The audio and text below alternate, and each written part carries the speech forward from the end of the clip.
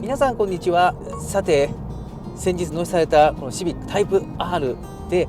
初ドライブの方に来ました。都市部を1回軽く走ってはいるんですけれども、やはりこのドライブということでこの郊外まで持ってきて走れるというところは初めてであります。今回はこのシビックタイプ R 納車後のファーストインプレッション、こちらの方をお伝えできればなというふうに思います。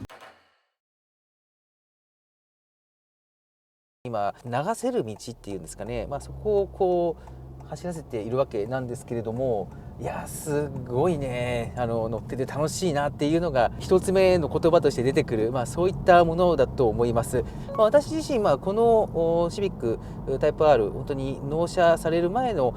試乗っていうのは2年半前だったと。で久々にこれね乗ってみて、やっぱりこの車としての完成度が高いなっていうところと、こういう乗り味だったんだねっていうところに本当に気づかされたというところであります。で、特に驚かされたのがやっぱりこの乗っている時の、乗り心地の良さっていうところがまず1点目、そこがねまず驚きのポイントでした。走り出して今もこう走っています。前の道結構荒れてるところが多いですね。郊外の道の方で大型が車が走るというところもあって、ガタガタのところも走ってるんですけど、登り心地がすごくいいんですよ。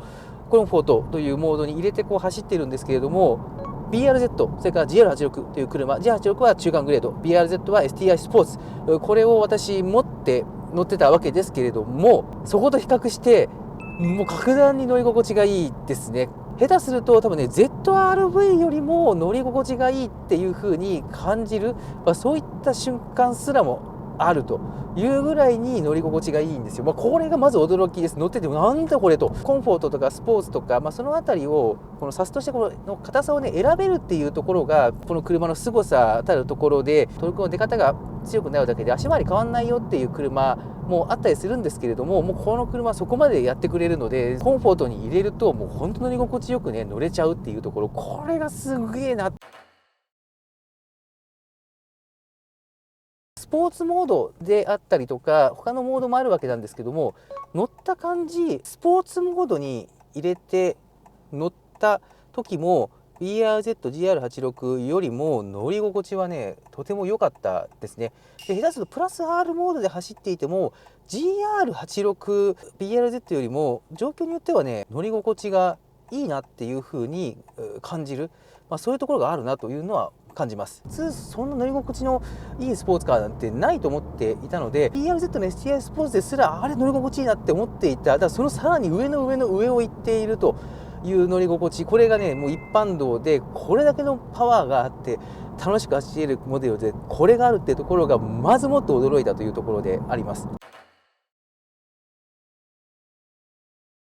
久々に MT をずっとこれ運転をしているわけですけれども、シフト1足2足と入れていく時のもうつながり方がいいんですよ。以前シビック RS も試乗して、シビック RS GR86 よりもつながりやすくていいですねっていう話をしたんですけど、それ以上にもうスコーンスコーンとこうギアは入っていくし、一足でガーッと発進する時のつながり方もとってもねつながりやすくって走らせやすい。2足3足上げていく時もシフトショック起きづらい。本当にこれスポーツカーなんだろうかと思うぐらい。そしてじゃあパワーはどうなのかというと、コンフォートのモードに入れて1足2足あたりでグッと引っ張っていくとものすごい加速するんですよ。コンフォートですごい加速していくんで、これでスポーツとかプラス R モードにも入れたんですけど、そしたら今度は音がブーンってすごい音させながら走っていくんですよ。私も2年半この車納車待ってましたけど、待った甲斐があるなと。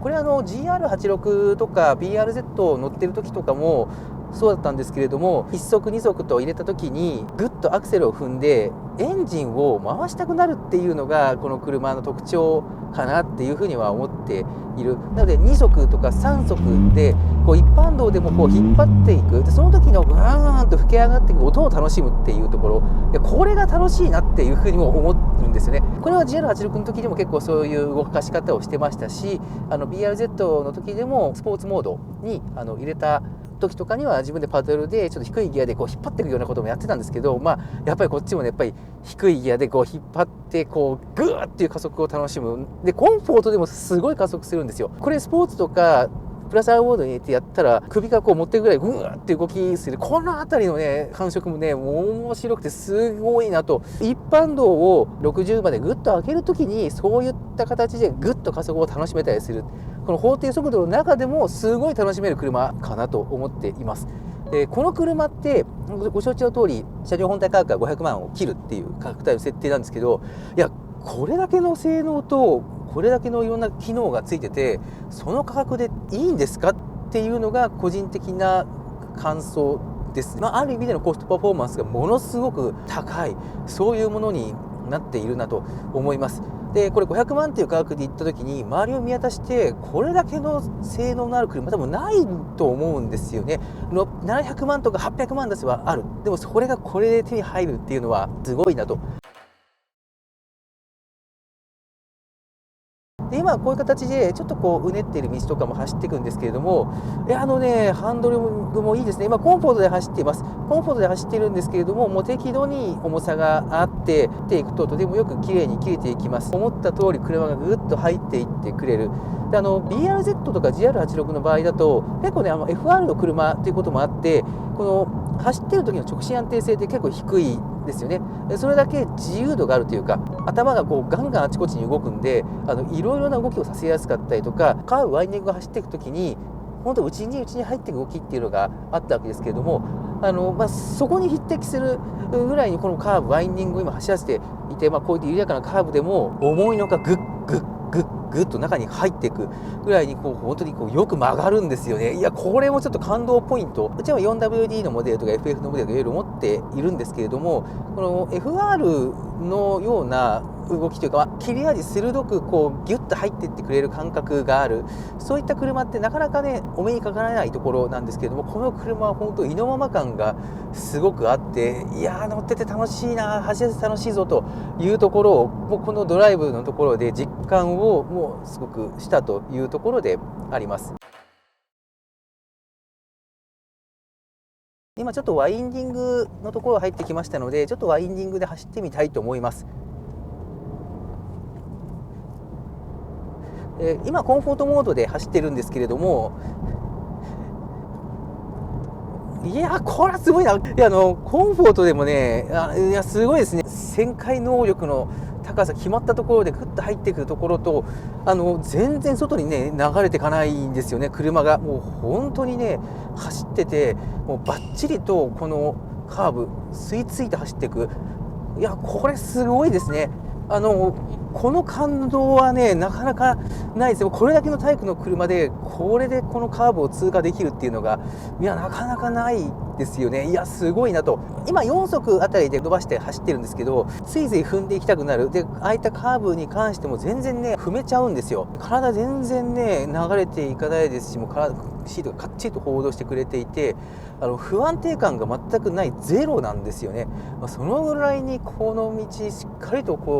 カーブ抜けていける安定感の塊ですね。そして最後ここですね、ブレーキバチッとギュッ効くんですよね。このブレーキの効きもすごくいいですよね。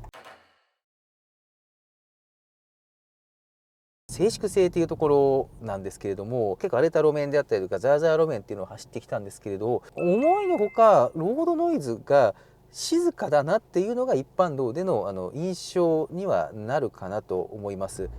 もっと BRZ とか、GR86 もそうでしたけども、あっちの方が路面からのインフォメーションはすごく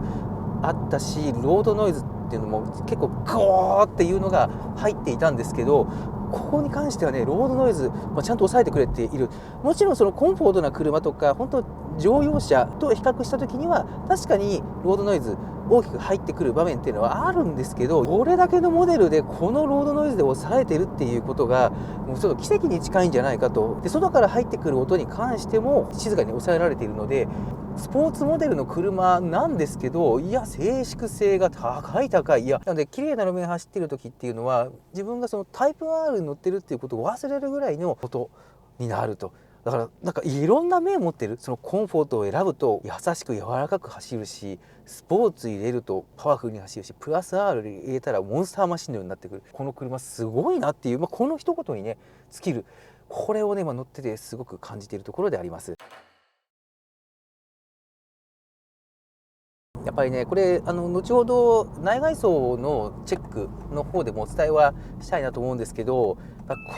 車の内装すげえなっていうのがもう今乗ってての正直な感想ですね。これだけのもうレッドの内装の車って、私も人生でこんな派手な内装の車乗ったことないんで、いやこれだけでももうすごいテンションが上がる。朝この車に乗り込もうと思って行ったんですよ。もうそしてもうこのシートがお出迎えしてくれるっていうところで、もう気持ちがこう高ぶっていくっていうんですかね。そういったところがあると。確かにレーシングブラックパッケージが出ているので、そちらの方がね大人っぽさというか上品さがよりあって好きだっていう方もねいらっしゃるのは重々承知しています。ですのであちらもいいなと思う一方、やっぱりねこの赤内装、やっぱり2年半待っていたという意味でもあるので、この赤内装やっぱいいなと。ということで今回は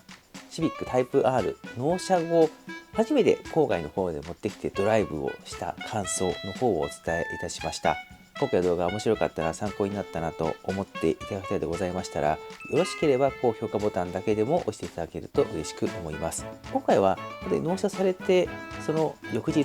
ていうタイミングでもうすぐに郊外に持ってきて走って直感的に感じたことをパッとお伝えしたわけなんですけれども、今後はですね